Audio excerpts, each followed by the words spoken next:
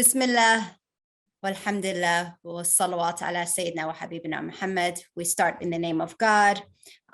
We profess that there is no one worthy of worship other than him, and we give our salutation of peace to the Prophet Muhammad. May God's peace and blessings be upon him and all the prophets. And assalamu alaikum wa rahmatullahi wa barakatuh. Greetings of peace to all of you who are watching this great video on political empowerment for the Muslim community. And my name is Afaf Nasher. I'm the executive director for CAIR-New York. That is your New York chapter of the Council on American Islamic Relations, the Muslim civil rights organization that day in and day out defends, advocates, and empowers you, our Muslim community.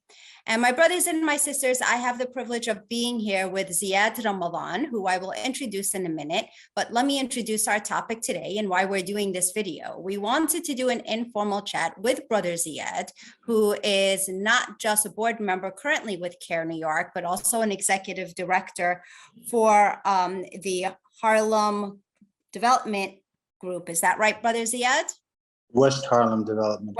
Harlem Development Group. I'm going to let Brother Zead introduce himself, but the reason I have him on is because he is very much invested in civic empowerment for our community and has been invested in the civic empowerment of our community for a very long time. He actually ran for office before it became popular and known for Muslims to run in office. And a lot of people thought he was crazy for doing so. But this is, of course, election week.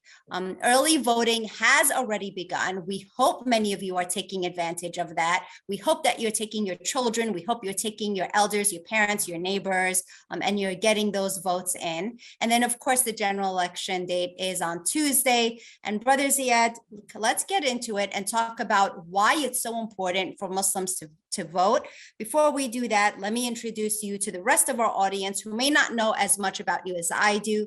So Zead Ramadan has lots of experience, over 20 years of experience in community leadership with CAIR and with other organizations, advocacy, nonprofit governance, and development, community outreach and organization. And that includes, of course, policy development and implementation, small business planning and management. He has a passion for working with other stakeholders to widen the scale of prosperity across all the sectors. And that, of course, something super important to us New Yorkers, affordable housing.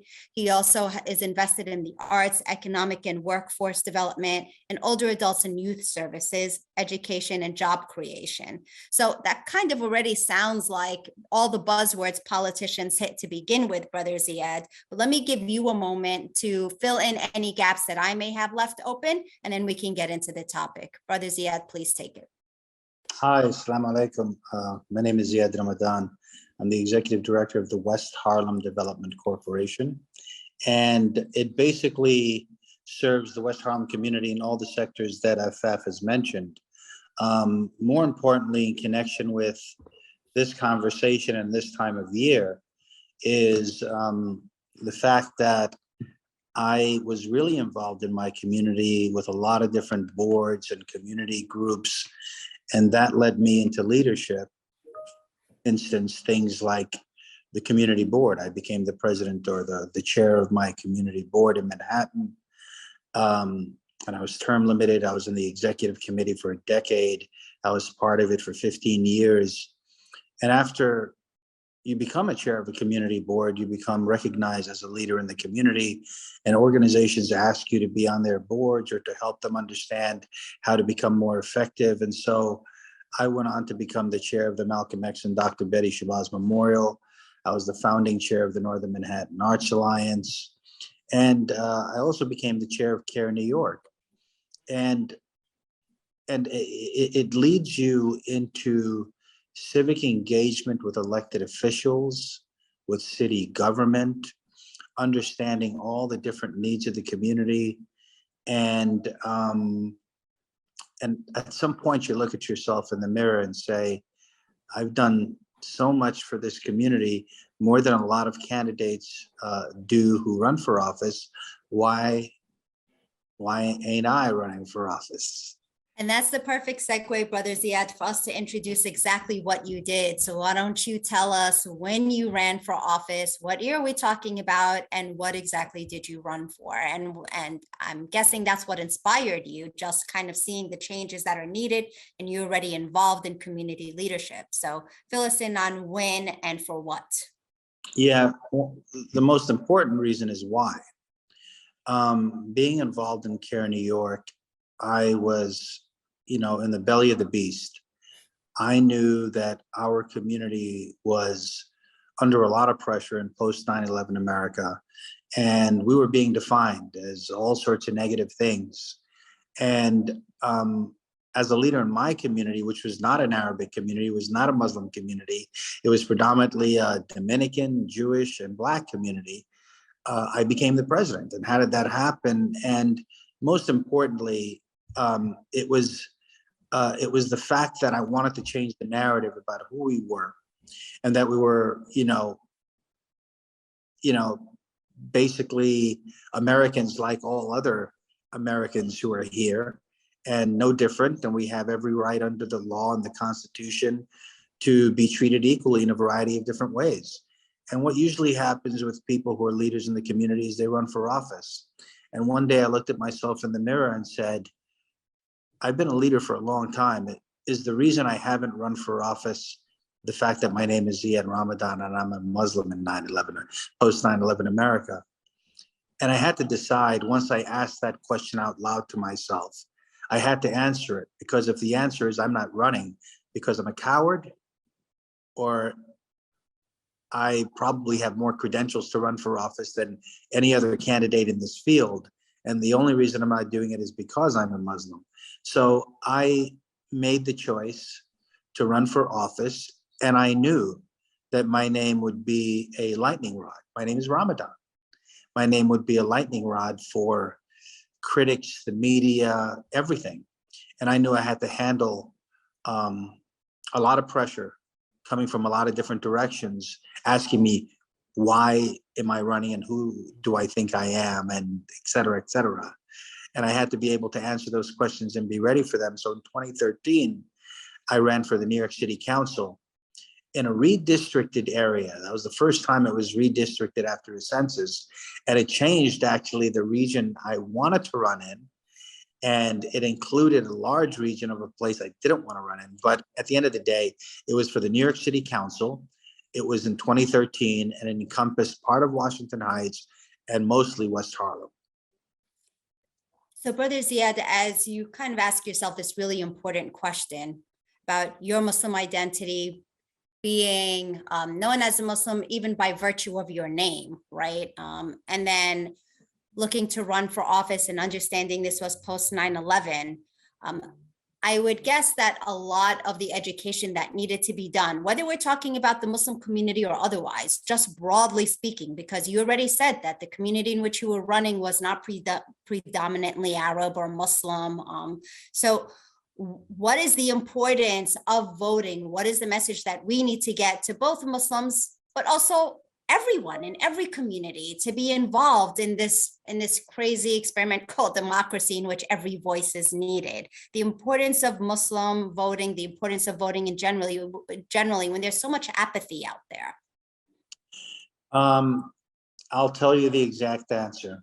It is the absolute most important thing that our community can do in this country if it wants to affect politics, if it wants to affect policy, whether it's foreign policy because of our concern for the countries that we come from, or if we want to affect domestic policy because we have concerns about the way, I don't know, our children are dealt with in school, or job creation, or businesses, So if you want to have those kinds of effects, you must vote. It's become a lot more popular for Muslims to get involved in politics and on all kinds of levels, right? We have so many young Muslims and of all ages entering and helping with campaigns, but we've also seen Muslims for the first time, I think, in a very long time, large numbers of Muslims, well, relatively larger numbers of Muslims entering into the political arena as candidates, right? And again, you did this before this surge of Muslim candidates.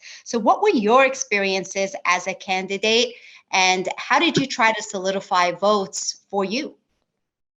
Well, one, I had to transcend. I had to like not talk about the fact, everybody wanted to ask about the fact that I was a Muslim and running for office. And I had to transcend that and say, well, that's not the important part. The important part is, who do you want representing you to bring you the most resources to our district? Who do you think is the best negotiator for whether it's policy or economic development or job creation? And I had to talk about the issues and, environmental issues. I got the endorsement of the Sierra Club. I was very proud of that.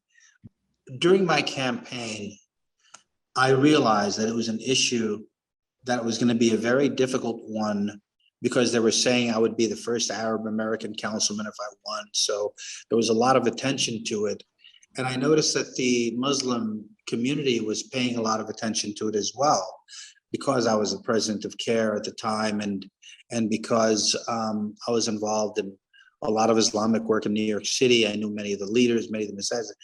I used it as a platform to educate fellow Muslims in New York, to inspire young people. I went around saying, it doesn't matter if your name is Muhammad, doesn't matter if your name is Miriam, it doesn't matter what your name is.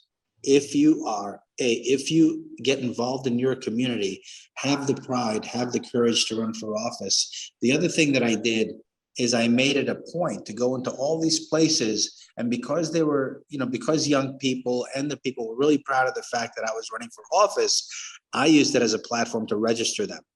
I registered over 2,500 people in New York City when I ran for office. I mean, maybe I lost the race, but I know that 2,500 people in New York City, in all the 5 boroughs, is a big deal for one candidate to register during one campaign. It's probably more than other people, anyone else in the council did it that year. And I focused on the Muslim community because my real goal was to try to create an example for the future for young people, and for people who kind of thinking about it but didn't want to touch the water. They thought it was too cold. And I wanted to say to them, look, be strong, be bold. If you do the right thing in your community, be proud of who you are, run for office, create a path for others in the future. And that was my goal during that race, ultimately. So the last question that I have for you is really a push to get people involved. Again, the entire point of this webinar is hopefully to inspire people to go out and vote. We are in this week of voting. Again, to remind everyone, early voting has begun. Tuesday is the day if you don't participate in early voting. Obviously, it's too late to register, but if anyone has any questions on how to register for future elections, if you're not registered now, if you need to change your party, association, whatever it is, please feel free to contact our organization. One of the areas that we work in is in civic engagement. We'll be happy to help you to navigate through this and make sure that you are helping yourself, your family, your children, future generations to be empowered through the political process. So Brother Zead, in this last question, the crucial ways that we as Muslims can get involved to see the impact of what we want from our elected representatives. If you kind of had to prioritize 2 or 3 things that every Muslim should be doing in terms of civic engagement, what is your advice for us? Number 1, to tell you the truth, is to vote, is to vote. Number 2 is to get involved in community organizations, because this is how I learned about it, like personally. When you're not there, they talk about Muslims and they define Muslims the way they only know, right?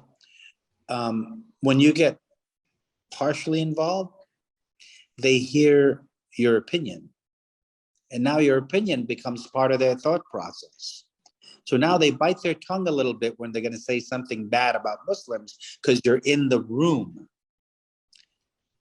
When you run for leadership, nobody says anything negative, because they're afraid, because they don't know enough about you, and you are going to lead the conversation about what Islam represents.